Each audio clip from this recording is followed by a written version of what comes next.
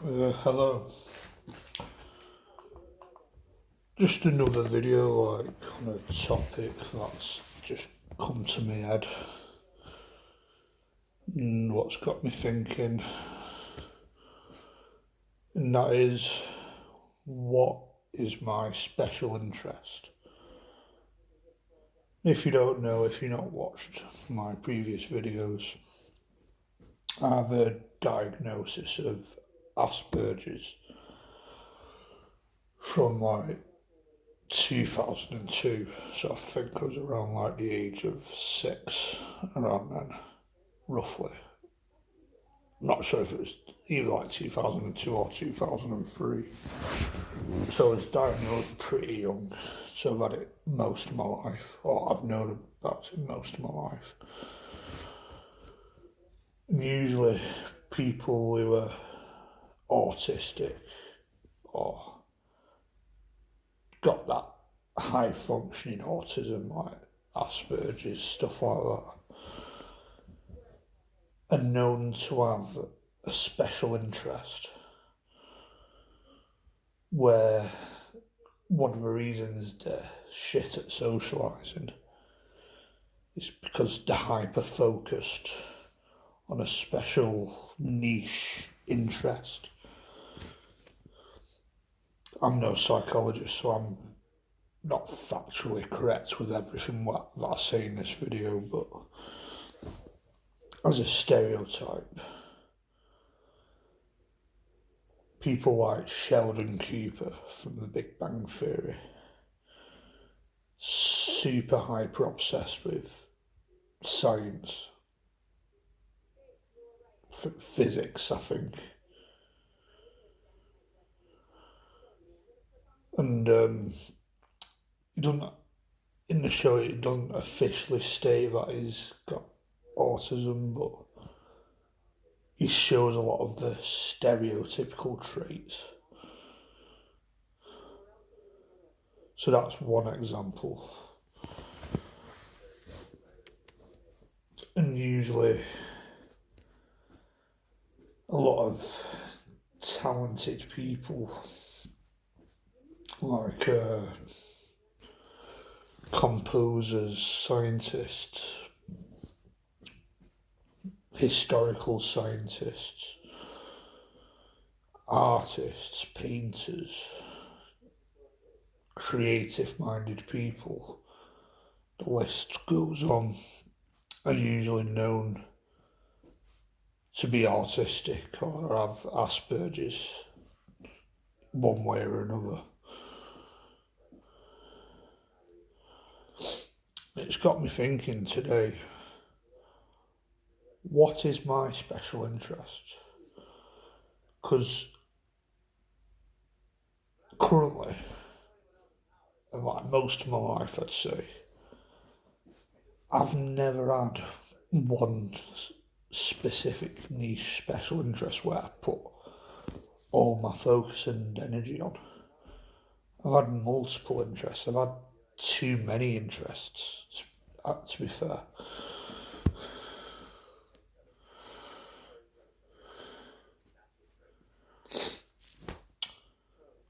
If you've not watched my video, I'm quite known to be good at art, be creative. People that know me seem to pick up that I'm a creative-minded person. And when I was at school, I was told, "Oh, you're good at drawing, you're good at art, or you're creative, or you're creative-minded." To the point where I'm theorising, was I really that good? I don't know. Did people just tell me that I was good at art because I wasn't good at anything else? I wasn't a high academic achiever. I was seen as probably below average in that. So they just, I don't know, possibly said, "You're good at art." I don't know. Personally, I think I'm fairly good. Or Depends if I'm stimulated enough. Because there was a time where I rushed a lot of my drawings to the point where I weren't really that good. And I think before I went uni, there was a lot. I went through a long stage where I didn't really focus a lot on drawing. Like I just rushed into it a lot. Then I progressively got better and better and better to the point where I was as good as I once was when I was in school, where I take my time drawing and my patience, and my skills get better to the point where I think if anyone could probably do it if they put their mind to it, which is something that a lot of people would say, like a lot of normies would say.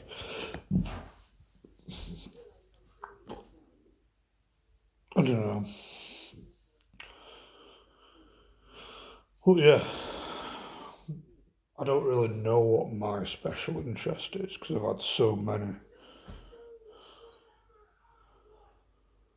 Like at the minute, I probably take a special interest in like IDM music, experimental techno, ambient. That's at the minute that's probably my special interest, but usually they always change. But when I was a kid, my original interest was Spider-Man.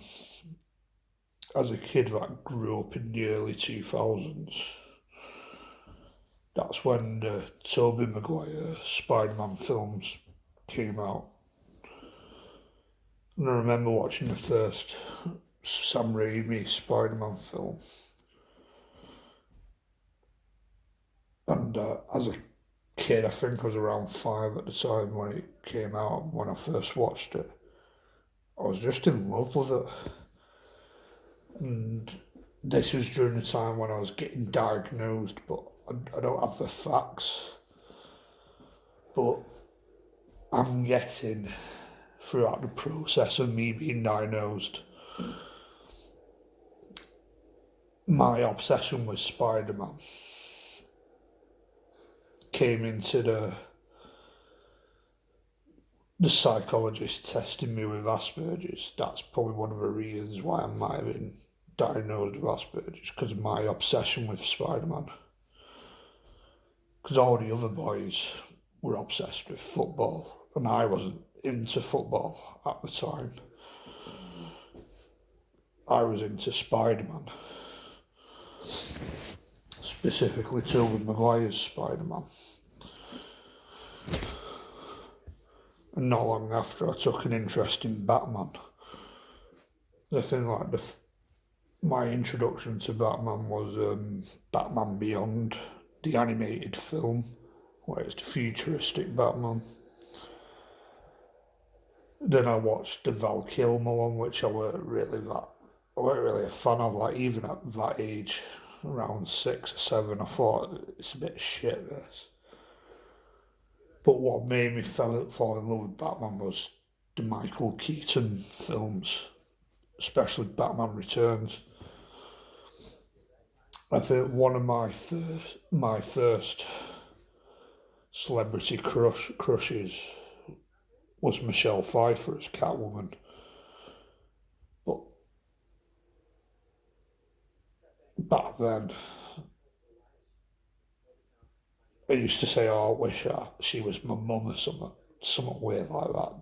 That might come across weird because I didn't really understand stuff like that, like girlfriends and sexual feelings for people. So I always thought, "Oh, I wish she was my mum," which probably have social services involved if she was. And people like Kirsten Dunst as Mary Jane, she was really my first crush. Then my second one was probably Michelle Pfeiffer as Catwoman. But yeah, that's my original special interest. I don't really like the word special because I think it's a bit fucking I've got quite a nasty word for it, which might get me into trouble, but I think it's a bit retarded, basically. I'll just say that it's a bit of a retarded word. But yeah, that was my original special interest. Then, I don't know, I think as growing up, becoming like a teenager or my tween years around the ages of 11 and 12, I used to mask my special interest, but really, deep down, it was probably the Christopher Nolan Batman films. Because that's around like 2008 when I was 11ish, I think, when The Dark Knight came out. And I fucking fell in love with that film. And the reason I fucking loved that film was so much was Heath Ledger's performance as the Joker. That fucking blew me away. I think that's some Daniel Day-Lewis level of fucking acting disappearing into a character. And probably the reason why I've taken an interest in acting, but I've never pursued it because I was always embarrassed to admit that I wanted to be an actor back then anyway. So I didn't show anything. I didn't show any interest towards that, or I didn't tell people about it because I just masked it. That was when I tried fitting in more than ever, where my ego fucking skyrocketed and got the better of me.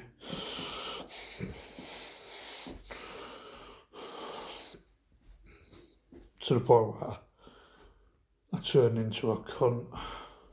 I was young and naive back then. But I think like around the age of 16, I came across a documentary from Banksy called Exit Through the Gift Shop. And I fell in love with street art. Like, it just fascinated me.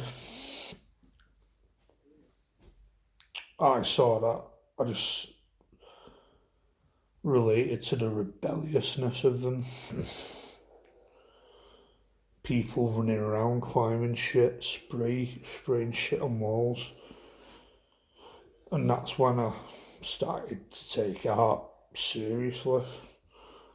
Before that, I probably just thought it was cool and edgy drawing these shitty comic book style drawings.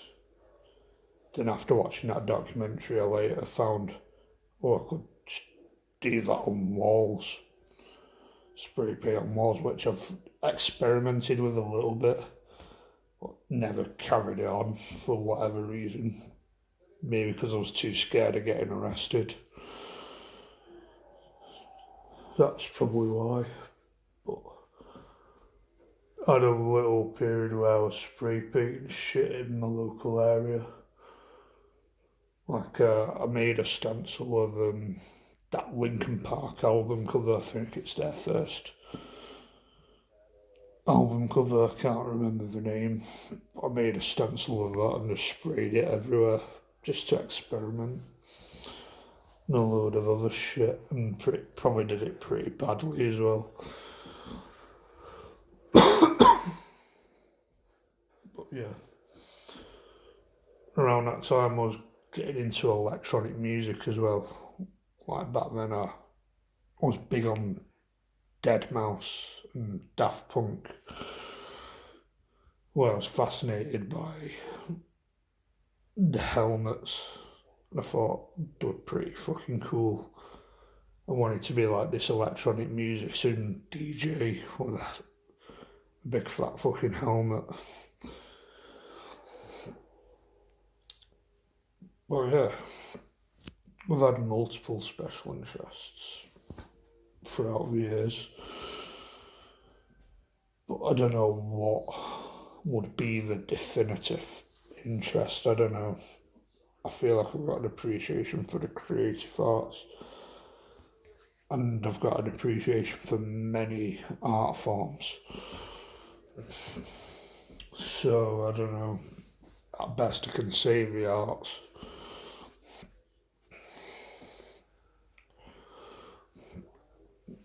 And for whatever reason, I decided to do an animation degree, but I never would have said my special interest would have been animation for whatever reason.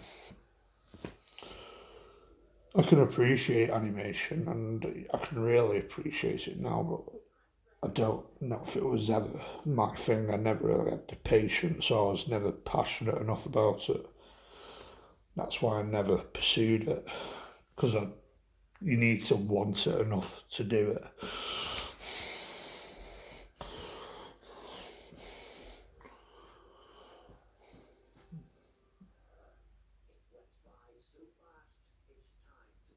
When I was a teenager, I took a little bit of an interest in like radio.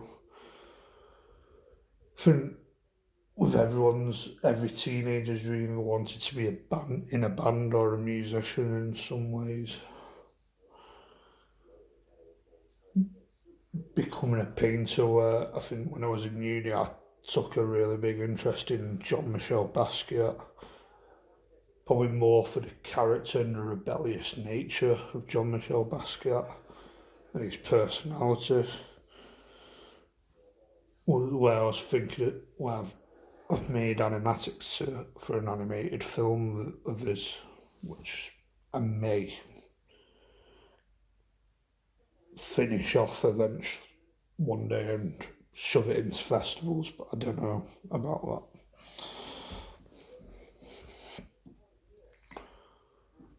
But yeah, I think I've always been all over the place with what I want to do, what I want to do for a living, what my dreams, what my goals are. I've had times where I've thought about working with animals, doing something a bit outdoorsy, with nature, moving abroad to work with nature, somewhere with a warmer climate, something a bit more tropical, but I'm not educated in that. But that's through like Instagram and watching stuff like that. I'm thinking to myself, fucking hell, I wish I'd died instead, because that looks fun. Well, yeah,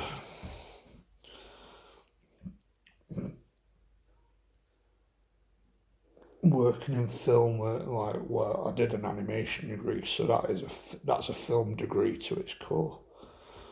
Storytelling, it's always changed. I think my Asperger's makes me clumsy with that, where I can't decide what I want to do, where I'm a bit all over the place. That could be symptoms of ADHD, but I'm no psychologist, so I don't fucking know. But yeah, I think I've got my point across, and that's the topic of this video. But I think it's the arts, but the arts is a wide spectrum of stuff where there's so much stuff in it. So that's probably my answer, but I don't really know. But yeah, goodbye.